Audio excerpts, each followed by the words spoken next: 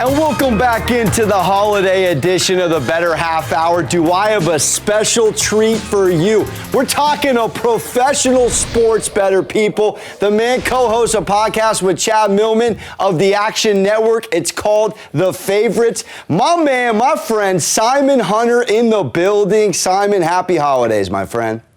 Buddy, it's an honor to be here for the holiday special. I appreciate it. Thank you for bearing with my whatever I'm wearing over here. This is what it's like to lose a bet. I'm sure you've lost a bet to a buddy in a gentleman's wager and had to do something of the sort. Or maybe you haven't because you are sharp. When you're looking at evaluating a play in the NFL, what are the first couple things you'll look at before you dive in to do a deep dive? It's a whole factor of things. You like to go off what happened the previous week, what the public is seeing. If the public overvalues certain teams and they undervalue certain teams just based off what happened on the previous week. So you could find 3 to 4 points of value each week just giving off what the public is thinking. And that is how I make my big money. Taking big money lines, taking big dogs. That's where the value is always going to be for a professional bettor. So for people going against Vegas, who of course was not built off winners, what kind of advice do you have for new guys and girls? My first advice would be you know nothing. You think you know, but you don't. And that's why Vegas exists. They're built off losers. And the biggest advice I always give to people is money management. You don't ever want to chase. You always want to make smart bets. Don't take emotion out of it. And when you're looking at these lines, you have to think to yourself, what is the public doing? Because like I just said, the public does not win long term. So if you find yourself on the public side a lot of times taking these favorites, especially on primetime games, long term it is not going to work out for you. So that is my advice to people. Stay away from public favorites in primetime games. Are you a big trends guy when it comes to firing? I honestly don't go off trends too much, but I'm one of those, if there's multiple trends all going towards one team and I'm on the other side, I might take a zero off one of my bets. Instead of betting 10K, maybe I'll just put 1,000 on it. Just for the simple fact, trends work out. People make livings betting trends. So if you're a bettor and you want to be lazy and you just want to go off trends, you can make good money doing it. It's a simple way to make money. Again, money management's part of that. You need to be able to smart bettor. But trends, they're good. People make a living off just betting trends, and that's one way to do this thing we do. Without question. How about in terms of red flags, things that the novice person firing does not look at that you've learned either the hard way or just were on the ball early on? I would say I get it. It's fun. And people want to make quick money. But these multi-teasers, if you're throwing more than 3 legs into a teaser, you're already behind the book. The books are giving you such crazy odds because they want you to do that. They want you to think, hey, I can turn $50 into $1,000. That's just not going to work out for you. I always try to tell people, just do two team teasers. That's where you're going to get your money's worth. You'll get a nice payback, and it's always the last leg. People do these 5-team teasers, and they always lose that last leg.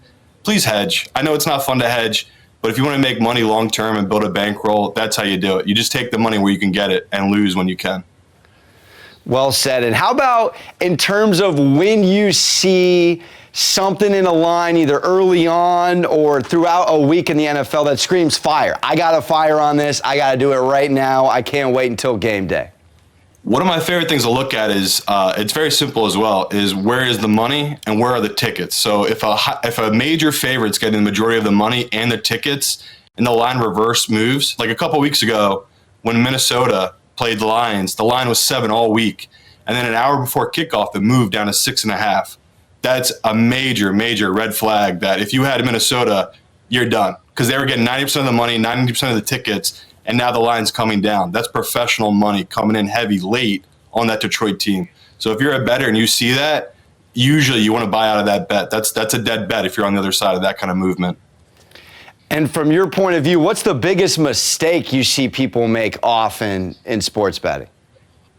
It's definitely the chasing, man. It's hard for me because I see my friends do it too. Like I'll give them a bunch of winners during the day and they'll text me, hey, who do you like this Sunday night game? I think about going all in on this one and really doubling up my money. And I always just say, just take your winnings, walk away. Don't chase. People always want more. I think that's human nature.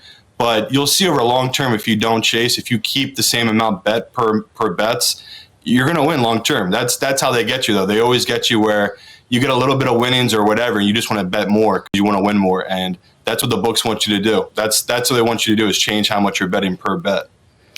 And in terms of which we do have access to, how much percent of the public's on a play versus, of course, sharps. I know you have relationships all over. How much do those factor in? Of course, you're going to go sharp probably 10 out of 10 times. But does the public firing help sway your decision in terms of that gambling gut we all have?